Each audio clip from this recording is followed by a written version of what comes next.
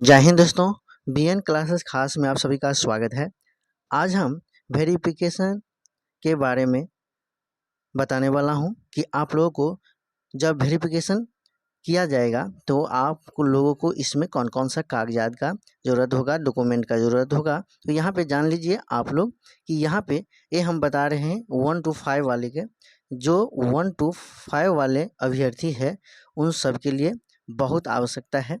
समय से पहले इन सभी डॉक्यूमेंट को अपने पास रखना होगा। कैसे? तो यहाँ पे देखिए कौन कौन सा डॉक्यूमेंट को रखना पड़ेगा।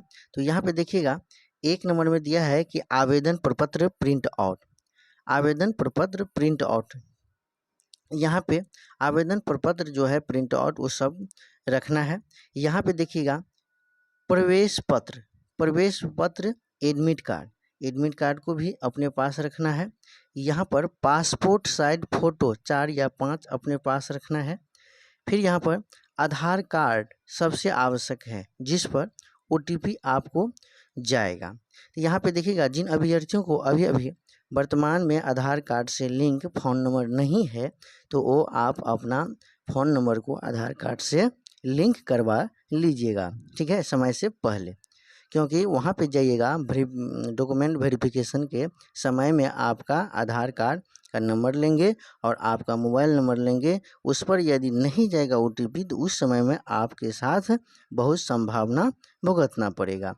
फिर बढ़ते हैं और कौन सा कागजात का ज़रूरत होगा आप लोग का। तो यहाँ पे देखिएगा दोस्तों कि 10th का मार्कशीट आपको डेट ऑफ बर्थ के लिए उस पर डेट ऑफ बर्थ रहता है।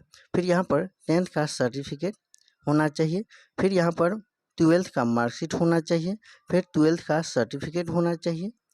इन सभी कागजात को आपको समय से पहले रखना होगा। फिर यहाँ पे देखिएगा स्नातक का मार्कशीट एवं डिग्री रखना चाहिए। फिर स्नातक का मार्कशीट एवं डिग्री होना चाहिए। और यहाँ पर जो बीएड है, DLED, MAd मार्कशीट एवं डिग्री, ये हम यहाँ पे इसलिए ले लिए हैं कि लगभग 1 to 5, 6 to 8, 9, 10th, 11, 12th है ना, ये सर्टिफिकेट जो जिस सर्टिफिकेट से अपना BEd या DLED या MAd किए होंगे उनका यहाँ पर ज़रूरत होंगे। फिर यहाँ पे देखिएगा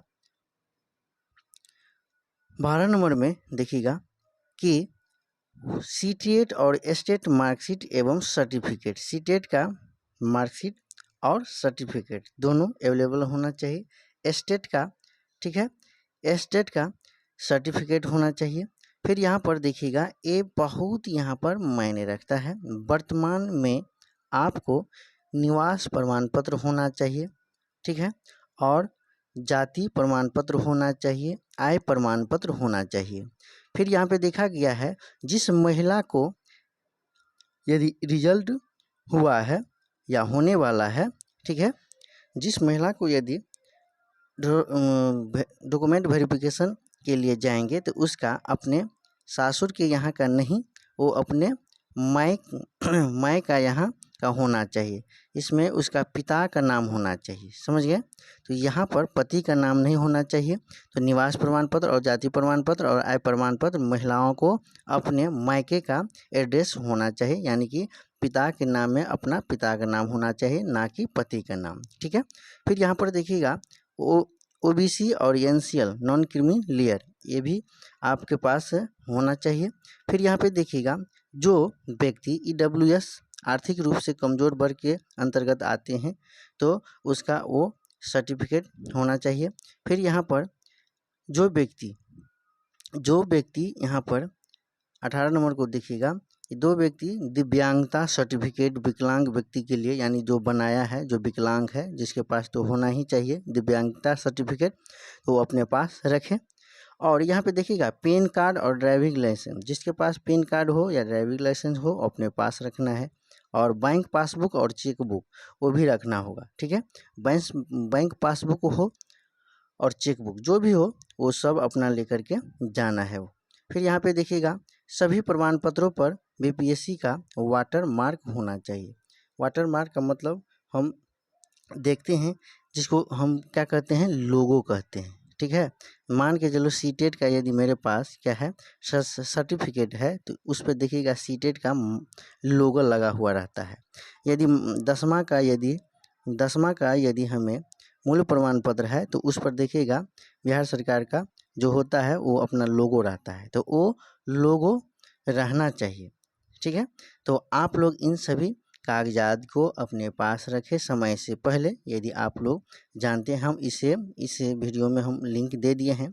यदि जिन जिन अभ्यर्थियों को जिस कैटेगरी के अंतर्गत इतना जितना नंबर आ रहा है तो वो आप लोग इन सभी कागजात को अपने पास अवश्य रख ले समय से पहले, क्योंकि आपको आने वाले समय में कठिनाई का सामना न झेलना पड़ेगा। क्योंकि बहुत से ऐसे अभ्यर्थी को देखे हैं कि 4 दिन बाद डॉक्यूमेंट वेरिफिकेशन का समय है वो अभी यूनिवर्सिटी दौड़ रहे हैं, तो वो सब क्या है, वो सब बहुत गलत है। ऐसा नहीं होना चाहिए। तो आप लोग समय से पहले अपना अपना कागज डॉक्यूमेंट को आप अपना पास अवेलेबल कर लीजिए, चाहे कहीं हो, है ना। तब जा कर के आप लोगों को सुविधा रहने वाला है। धन्यवाद। मिलते हैं फिर अगले इन्फॉर्मेशन को लेकर के। तब तक के लिए जय हिंद, जय भारत।